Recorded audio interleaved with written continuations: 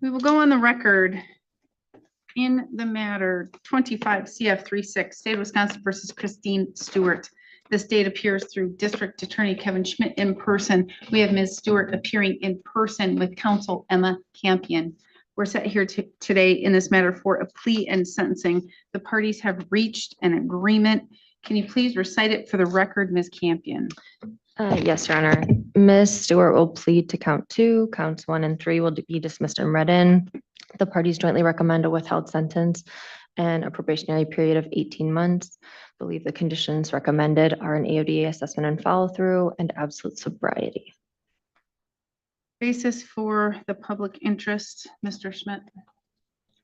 Judge, with the conviction that's resulting today, there's public accountability for what happened here. These were both individuals who were not known by law enforcement to be selling. They were not names that were coming up as they were dealing with people in the community or informants or anything like that. The manufacturer count is the most serious count. I don't think prison or jail is necessary on this offense for those reasons. When you looked at the setup they had in the basement, it's reminiscent of what I'd say some people make like microbreweries, like that kind of analog to it. The limited evidence we had for sale was the daughter said she saw mom exchange some for money one time in the parking lot, and they had a notebook that had some names on it. It was somewhat ambiguous. And even if you did take that to be some sort of drug ledger, there are only like 4 unique names on it. So it's not like, it was probably just giving to friends is what I would estimate. Wait, how much are we talking? What do you mean? Quantity. In the basement, how big is this grow? It wasn't very big. It's hard to talk about THC because the gram terminology is very different than when we talk about methamphetamine or fentanyl. The count that we charged with the possession with intent was 1,000 to 2,500, which, you know, if that were meth, that'd be a crazy amount. For THC, it's really not. And so if I'm recalling correctly, there was, I believe, under 25 plants. Well under, yes. Well under, okay. All right. Yeah, I think we found total 13. 13, okay, so that is well under. So, Ms. Stewart, I have in front of me a plea question and waiver of rights form. Do you recognize this document? I do, Your Honor. Did your attorney go over this document with you? Yes. Did she thoroughly go over it with you, essentially reading it to you word for word? Yes, you did, Your Honor. And you understood everything completely? Yes, Is that your signature on the second page? it is, Your Honor. It indicates you are pleading guilty to count 2, manufacturing and delivering THC greater than 200 but less than 1,000 grams. And Ms. Campion, is this as a party to a crime or does it matter? It was charged as party to a crime. I mean, I suppose then she's pleading to the count as charged. So Count yes. as charged. Okay, so you are 35 years old and you have 12 years of schooling. You can read, write, you understand the English language, no drugs, alcohol, or medications in the last 24 hours, and no mental illnesses or disorders. Is that correct? Correct, Your Honor. Did your attorney thoroughly go over with you what the state would have to prove your guilt beyond a reasonable doubt? Yes, Did your attorney go over with you the maximum possible penalties you face? she did, Your Honor. You are charged with crimes, and each of these crimes is listed on the first page of this plea questionnaire. From all accounts, you don't have a criminal history, correct? Correct. So this is your first experience in a criminal court, correct? Yes, Did Ms. Campion thoroughly go over your constitutional rights with you? yes, Your Honor. Because this is your first experience, I want to make sure that you fully understand them. Do you need me to go over those with you in any more detail? No, Your Honor. So you understand them completely, and do you understand that by pleading guilty, you're waiving and giving up those rights? Yes, Your Honor. Do you understand that if you're not a citizen of the United States, your plea could result in your deportation? Yes, Your Honor. Do you understand that pleading to a felony, as such, you will no longer be able to use or possess a firearm for life? Yes, Your Honor. You will no longer be able to vote in any election until your civil rights are restored. Yes, Your Honor. Do you understand what that means? Yes, Your Honor. Okay, so I don't need to go over that with you in any more detail. No. Now here, do you understand? The state would have to prove as to count 2, which would be manufacturing THC tetrahydrocannabinols greater than 200 but less than 1,000 grams as a party to a crime, that on or around May 26, 2025 in Burnett County, Wisconsin, as a party to a crime, you manufactured a controlled substance, to wit, tetrahydrocannabinols, or THC, marijuana, in an amount of more than 200 grams, but not more than 1,000 grams, or more than 4 plants containing the THC, but not more than 20 plants containing the THC. That's a lot there. Do you understand all that I have just stated of what the state would have to prove? Yes, Your Honor. Do you understand what it means to be a party to a crime? Yes, Your Honor. Well, it means you either directly committed the crime yourself, you aided and abetted someone who was committing the crime, or you conspired with one or more people to commit a crime and one or more affirmative steps were taken towards the commission of the crime. So do you understand what it means to be a party to a crime? Yes, Your Honor. Do you understand the maximum possible penalty could be a fine of up to $10,000 or imprisonment of not more than 6 years or both? Yes, Your Honor. Do you also understand that there is an agreement that's been reached, and it was stated on the record, plead to count 2, that felony, have the other counts dismissed and read in for purposes of sentencing, and a recommendation of probation with a withheld sentence? Do you understand that offer and the agreement that you've reached? Yes, Your Honor. Do you understand that I'm not bound to follow that offer? Yes. And that means that I could, in my discretion, after looking at the facts of the case and hearing arguments, sentence you to the maximum possible penalty if I think it is warranted. Do you understand that? Yes, Your Honor. Do you still wish to proceed and enter a guilty plea? Yes. Did you go over the criminal complaint with your attorney? And in particular, if you look at that document, there's a section, it's called the probable cause section, where it basically says what happened that day and why you were charged with the crime. Yes, It Your looks, Honor. yeah, and it looks like your attorney is showing you the electronic version right now. Yep. For the most part, as it relates to count 2 that you are pleading guilty to, are those facts accurate? Yes, Your Honor. Are you pleading guilty to this charge because you are guilty? Yes, Your Honor. Did you maintain or did you manufacture at least THC greater than 200 but less than 1,000 grams? Yes, Your Honor. Ms. Campion, may the court use the probable cause section of the criminal complaint along with along with the statements made by your client to find a factual basis? Yes. Has anyone made any threats or promises to you, Ms. Stewart, for you to plead guilty today? No. You're doing so freely and intelligently. That means you are telling the court that you fully understand what you're doing Yes. and voluntarily. Yes, Your Honor. Has your attorney represented you competently? Yes. Has she answered all of your questions? Yes, she has. Has she looked at this matter thoroughly? Yes, Your Honor. Has she discussed with you the discovery and evidence that exists in this case? Yes, Your Honor. Has she discussed with you any potential defenses or a lack of defenses in this case? Yes, Your Honor. Did she discuss with you what it would mean if you were to go to trial?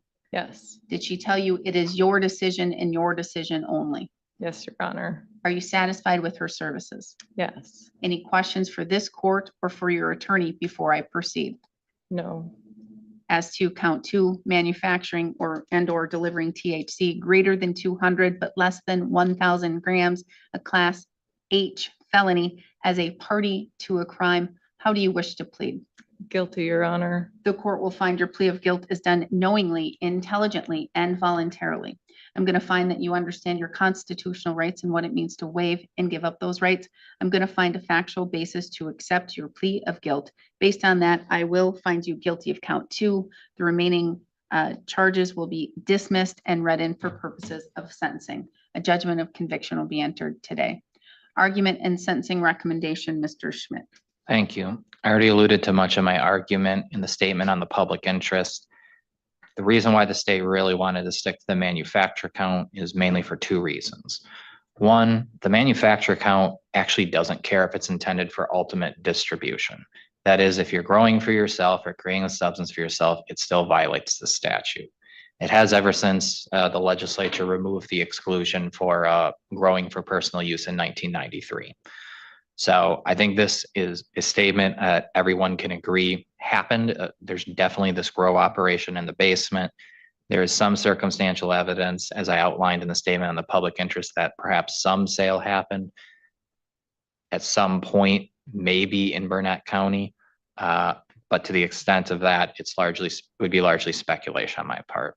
The main driving force for why we still sought the conviction on this, even with those factors, and the fact that, quite frankly, you can just buy the substance legally if you drive 40 miles west, or you could buy something 20 miles east that is very similar to this with a similar effect legally, is because this case, as I said, did not come to our attention through the normal police channels. A child was at school who smelled of marijuana. The fact that a child is in this home and could be exposed to that is more concern. THC, the effects on adults are very different than the THC, the effects on young children. It can have longer term consequences. So we really want to minimize that. That is the main driving force for why we are seeking this disposition on this case. And we'd ask the court to follow the same. Thank you. All right, thank you. Ms. Campion. Thank you, Your Honor. I echo the state's request for the court to follow the joint recommendation in this matter. I think it's been alluded to already. Ms. Stewart has no prior criminal history. And I think that that is a good basis to accept the plea just on its face, and that, you know, I think she's had a history in her life of being law abiding. She and her husband live on a home that I would describe as like a somewhat urban rural homestead. They produce a lot of their own food. They have bees, they grow herbs, they have a garden. They run a variety of businesses out of their home, including upholstery. I think they were renovating at the time of this incident a trailer to run a business out of the trailer. They both have multiple jobs, multiple income streams, and they do have people occasionally coming into their home to buy products. But I say that to kind of describe them as kind of like, you know, like a Renaissance couple. They like to do a lot of things for themselves. Unfortunately, in this case, that also includes growing marijuana. And that's what Ms. Stewart has admitted to today and is pleading guilty to today. The court was correct in the number of plants that were found in the home. I would describe it as a limited amount. Law enforcement also took some product that was frozen out of a deep freezer in the garage. Some of it tested positive for marijuana. Other product that initially was believed to be marijuana was actually mint. Like I said, they grow a lot of product in bulk. The state is correct that the case came to them not because, you know, these two were on their radar for, you know, dealing drugs in this community, but because law enforcement came to find out that a student at the high school smelled of marijuana. After the investigation began, CPS was contacted, which makes perfect sense. And after an investigation, it was determined that she was safe to remain in the home. I don't think there was ever concern presented that this individual, that their daughter used marijuana. So I do think that that is an important factor in considering what the outcome is here today. So when we think about the gravity of the offense, I do think it is limited to this couple, this family. I understand the state's description of the circumstantial evidence in this case. As I alluded to previously, they have several businesses that they run out of the house. I think the ledger that was found related to the upholstery business, not the sale of marijuana. The instance of the potential alleged sale that was described by the daughter, I don't think that she saw marijuana exchanged. I don't think that was the description that was made. So certainly, I think there's very, very limited evidence, if any at all, that this left the home. So really, it was in the home, and it was limited to Mr. and Miss Stewart, not their daughter. So it's product being used internally. That said, there is still obviously a concern for the protection of the public and certainly a protection for their daughter. I think that that's addressed, in line with the rehabilitative needs here, which is to say that they don't grow that product anymore. Their daughter is a freshman in high school. She'll be in the home for at least another 3 years. Obviously it's not legal to own and possess in Wisconsin. So indefinitely that's the solution, but certainly something that the court would want to take into consideration while their daughter is still in the home. I think that this agreement allows for that supervision for that time, which I believe is appropriate here. Additional rehabilitative needs outside of just not having that product. I think certainly an AODA assessment is useful to ensure that any treatment needs are addressed.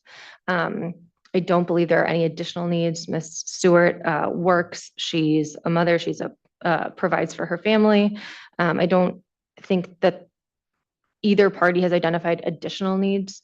I think that taking accountability today, having the felony on her record is certainly extraordinarily serious. Having no criminal history prior, it will impact her for the rest of her life. That alone, I think, is a significant punishment here.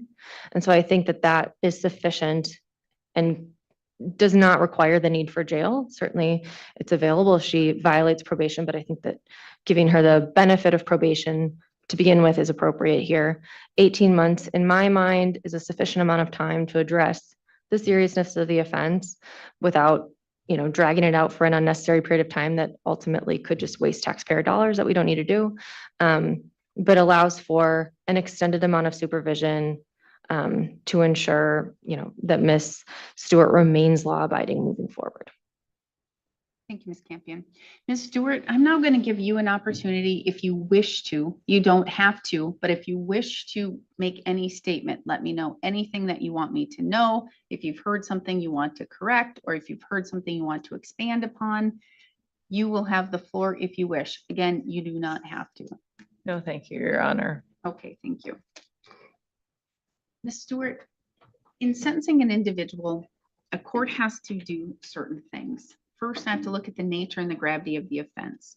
How serious is this matter, okay? Then I have to look at you and your character, any past criminal record, your age, your education, a whole bunch of things about you. If you have any specific needs, mental health, AODA, those types of things. And then thirdly, I have to look at needing to protect the public.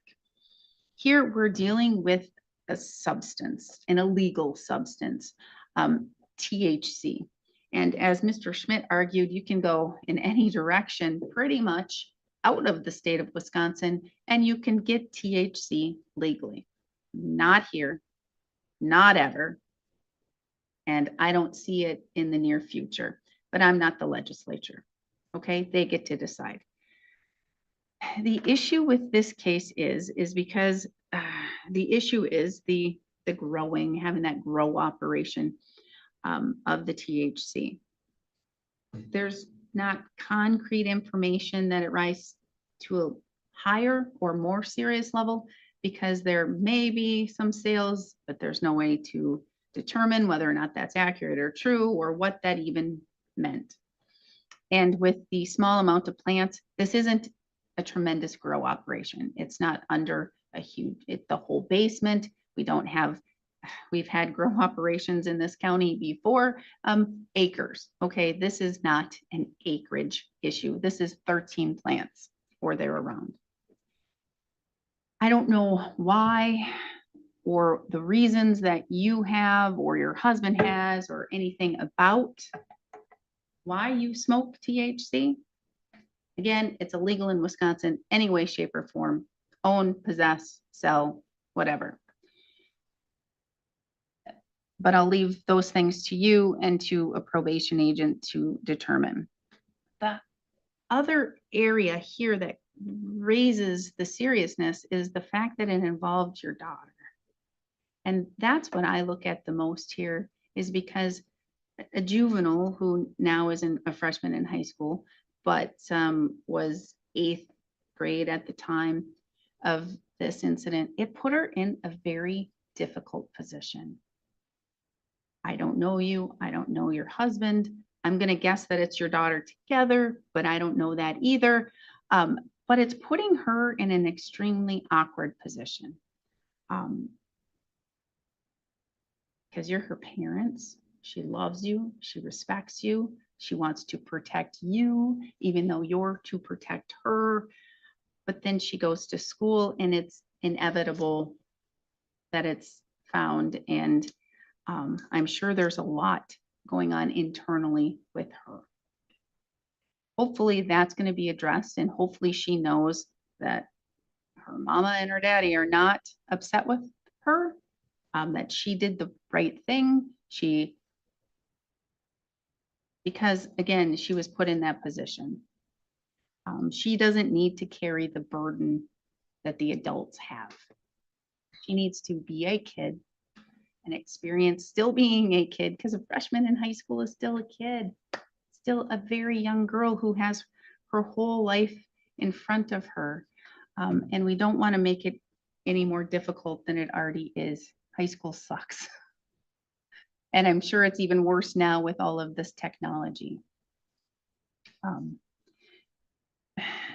So this it edges towards seriousness. And I do have to look at the protecting of the public. I have to look at, now, is this something that I have to deter others from doing? Do I have to look at, am I going to be needing to deter you from doing this again or doing something similar or any other crime? You are an adult woman of an age where you do not have a criminal history of any kind. And I'm going to tell you, you can probably sneeze in one of these counties and get a disorderly conduct, okay? So the fact that you don't have any type of criminal matters in your background says a lot about you. And hopefully that this is going to be the time that you're going to make the change and you're going to do the things. And you're just going to make sure that, you know, sometimes parents don't always do the right thing. We don't. But hopefully you're going to be better at not showing your daughter those types of things. I think probation is appropriate. 18 months of probation is not going to be fun at all. You're going to have to check in with an agent. You're going to have to do some drug testing and all those types of things. And hopefully it's not going to get any further.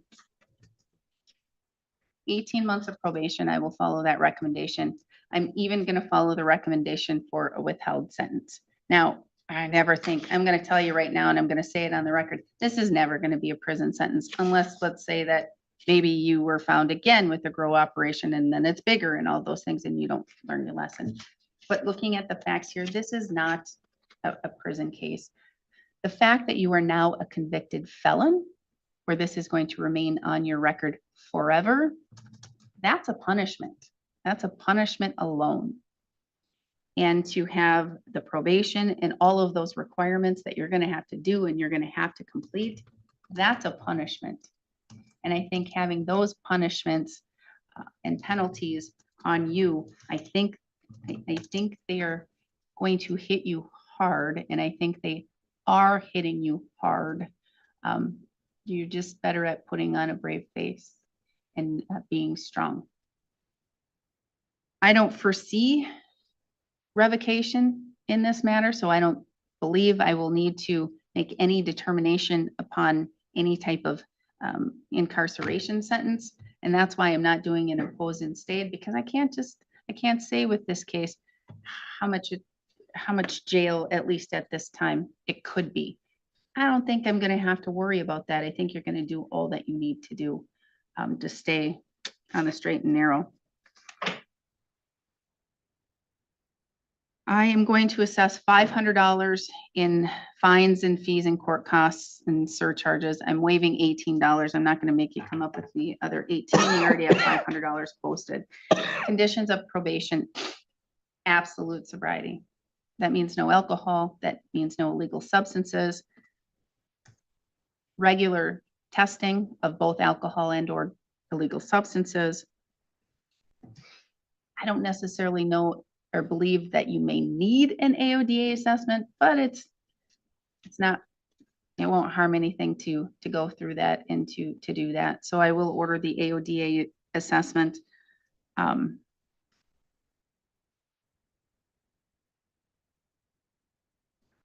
don't see many other conditions here.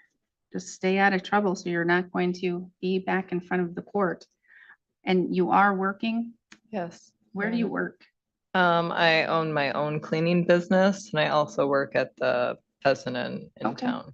All right, so I'm not going to put on a no bar, no establishment that serves alcohol. I don't think alcohol is your issue, honestly. I'm not saying that you have a issue, or I'm not defining you as having an issue. But with this case, there was an issue that needs to be corrected. I do need your DNA.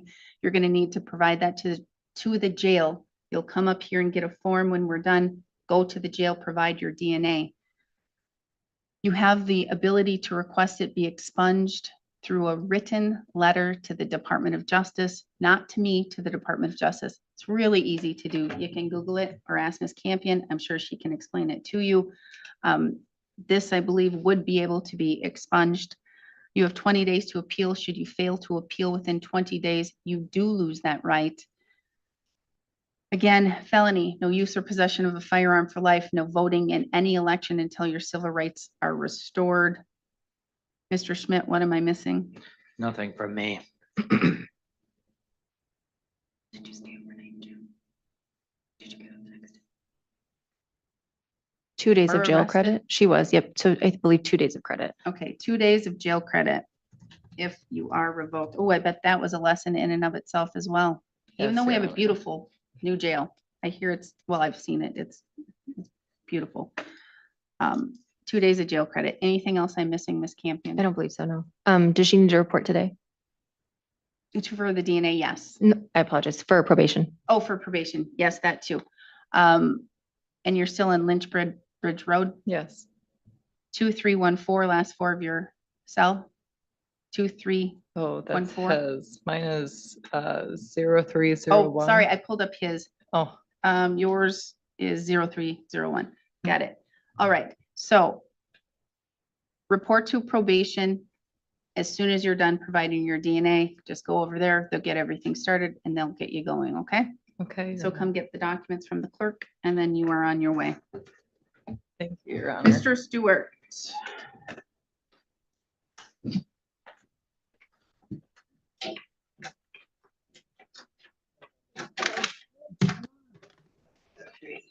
On the record in the matter 24 CF 36, State of Wisconsin versus Andrea Andrich. The state appears through District Attorney Kevin Schmidt in person. Ms. Andrich appears in person with counsel Daniel Chapman. We're set today in this matter for a status conference.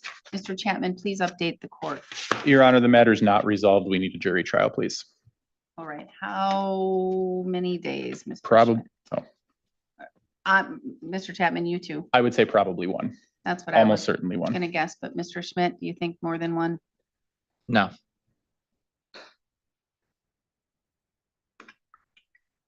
And you're pretty confident jury? Yes, Your Honor.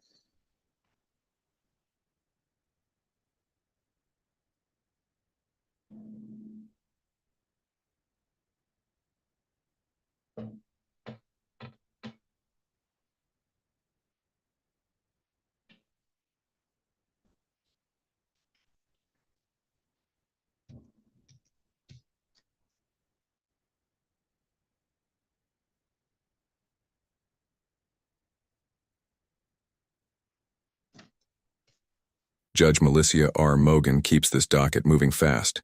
Andrea Andrich's case is not resolved. The defense wants a jury, and now the calendar itself becomes pressure. One-day trial, final pretrial, no wasted motion. In court, even a scheduling hearing can reveal who is ready to fight and who is running out of room. Mr. Schmidt, I could look at the 14th or the 15th of July. It says only one DA. That's you, but do we need Mr. Vila here at all? No, I can do those. Either of those days work for you, Mr. Chapman? Or we can push it to Either of those September. days work for me. or would you prefer September? July is good. All right, so then let's do July 14.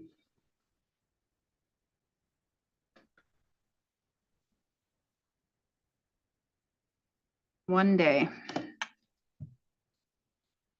Final pretrial.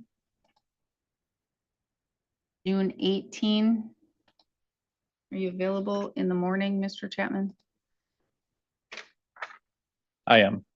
All right, so you have your pick of times. What time in the morning would you like to be here? Let's say 10 o'clock, Judge. 10 o'clock, June 18th.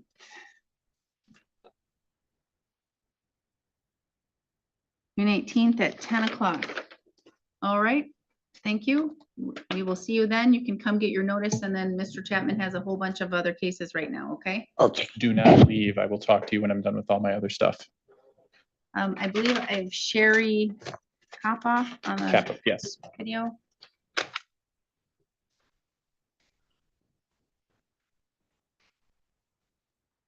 Now Judge Melissia R. Mogen shifts from trial setting to accountability. Sherry Kopoff is in an intoxicated driver intervention program, but delays in an assessment can still slow everything down.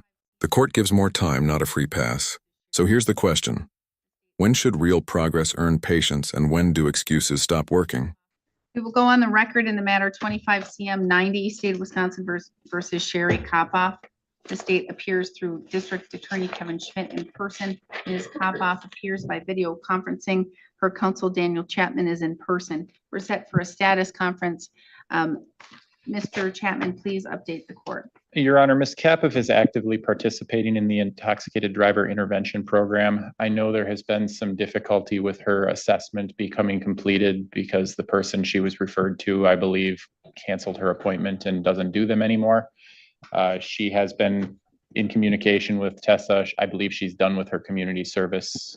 So I'm just asking for another status to give her time to complete that. Well, you're June 18 at 10. Think that's enough time? I would hope so, Your Honor. Right, June 18th at 10. If by chance everything gets worked out and she would like to have a resolution before then, just call Mary. I will, thank you. Thank you. We're adjourned. Thank you, Ms. Kapoff. Thank you. Kapoff. All Kappa. right, thank you, Mr. Tyrone Hoff. We will go on the record in the matter 26 CF 29, State of Wisconsin versus Tyrone Hoffbeck. The state appears through District Attorney Kevin Schmidt in person. Mr. Hoffbeck appears in person with the newly appointed counsel Daniel Chapman. We're set today for an initial appearance. Mr. Chapman, were you able to go over the criminal complaint with Mr. Hoffbeck? I was, Your Honor. He understands charges and maximum penalties, He does. formal reading or waive. We will waive reading of the complaint. Enter not guilty pleas on Yep. the misdemeanors. On the misdemeanors, yes. Are you still on Plover Street? Yes, Telephone ends in 0494. yes, May we send you text message notifications of upcoming hearing dates? yes. Then comes another reminder that early hearings matter. A not guilty plea goes in, a preliminary hearing is set, and Judge Melissia R. Mogen keeps the process tight because small procedural moments can shape the whole case later. Fast rulings, clear deadlines, no confusion. If you want more real courtroom breakdowns, like, share, and subscribe. Yes. Thank you. Prelim within time limits. We would ask for a preliminary hearing, but we're not standing on the time limits.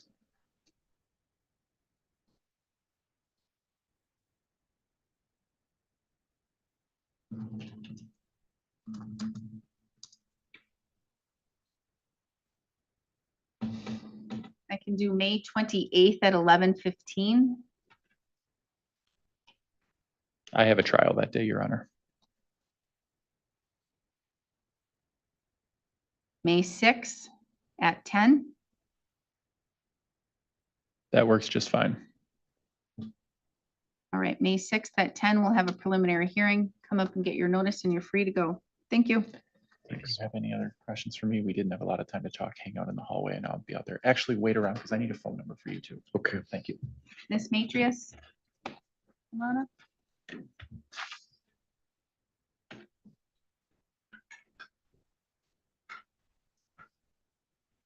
Would you, Mr. Schmidt, would you like to approach and tell the judge any details about Ms. Matrix. We're just asking for a status. You want to go, do we need to go in chambers? Or I would can say yes, Your Can Honor. I just pick up what you're putting down? I would say let's go in chambers. All right, okay.